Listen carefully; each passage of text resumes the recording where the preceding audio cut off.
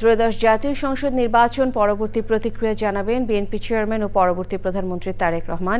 বিকেল ৩টায় শাহবাগের hotel ইন্টারকন্টিনেন্টালের grand বলরুমে এই আনুষ্ঠানিক প্রতিক্রিয়া জানাবেন তিনি। এতে দেশি বিদেশি গণমাধ্যম কর্মীরা অংশ নেবেন। সেখানে আছেন রাহুল রায়। আমরা সরাসরি তার সাথে যোগাযোগ করছি। রাহুল, তারেক রহমানের নির্বাচন পরবর্তী প্রতিক্রিয়ার কি আপডেট তথ্য আপনার কাছে রয়েছে, আমাদেরকে জানাবেন।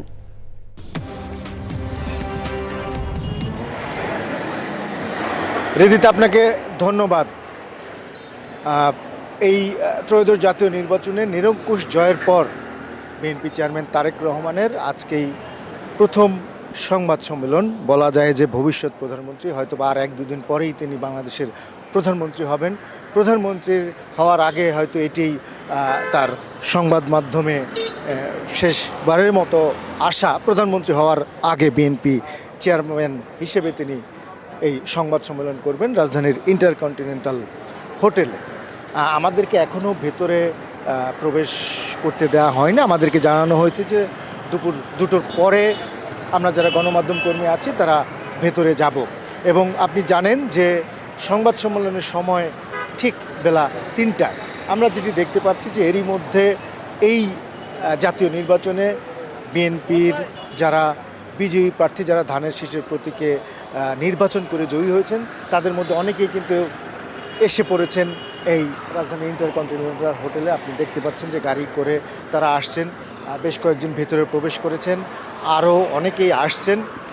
ধারণা করা হচ্ছে যে বিএনপি চেয়ারম্যান তারেক রহমান নির্বাচনে জয়ী হওয়ার পর, আমরা এর আগে দেখেছি যে সারা দেশ তিনি চষে বেরিয়েছেন, নির্বাচনী সমাবেশে বিভিন্ন বক্তব্য রেখেছেন, রাষ্ট্র গঠনে তার পরিকল্পনা তুলে ধরেছেন। যেই অঞ্চলে তিনি সমাবেশ করেছেন সেই অঞ্চলের উন্নয়নেও তিনি পরিকল্পনা তুলে ধরেছেন। আজকে আনুষ্ঠানিকভাবে তিনি সংবাদ সম্মেলনে বক্তব্য রাখবেন। হয়তো সকল ভোটারদের প্রতি তিনি ধন্যবাদ জানাবেন, নেতাকর্মীদের তিনি ধন্যবাদ জানাবেন। একই সঙ্গে গণমাধ্যম কর্মী থেকে শুরু করে নির্বাচন কমিশন, যে অন্তর্বর্তী সরকার রয়েছে, তাদেরকে হয়তো বা তিনি ধন্যবাদ জানাবেন। সেটি আমরা বলতে পারি, কেননা নির্বাচন সুষ্ঠু এবং নিরপেক্ষ হয়েছে বলেই তাদের পক্ষ থেকে জানানো হয়েছে। এখন চলছে সরকার গঠন করার প্রক্রিয়া। বিএনপি যেহেতু নিরঙ্কুশ জয় পেয়েছে, তারা মন্ত্রিসভা গঠন করবেন এবং অন্যান্য যে প্রক্রিয়া রয়েছে, আপনি নিশ্চয়ই জানেন যে যারা সংসদ সদস্য হয়েছেন তাদের শপথ হবে। শপথ হওয়ার পরে তারা আনুষ্ঠানিকভাবে তাদের দায়িত্ব পালন শুরু করবেন।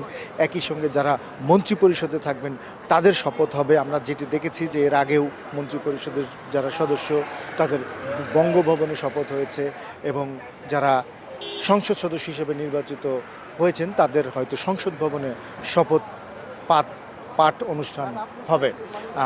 এখন আমরা অপেক্ষা করছি 3টার সময় সংবাদ সম্মেলন হবে।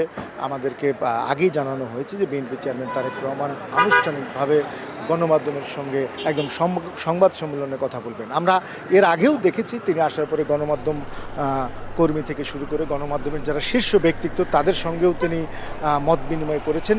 তবে আনুষ্ঠানিক যে সংবাদ সম্মেলন তিনি দেশে আসার পর, আমরা কিন্তু বলতে পারি যে একদম আনুষ্ঠানিক সংবাদ সম্মেলন এটি প্রথম। হয়তোবা প্রধানমন্ত্রী হওয়ার আগে এটি শেষ।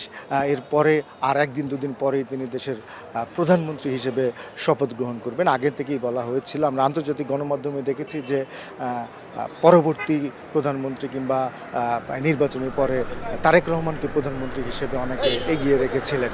তো আসলে আমরা অপেক্ষা করছি সংবাদ সম্মেলনে তিনি কি বলেন।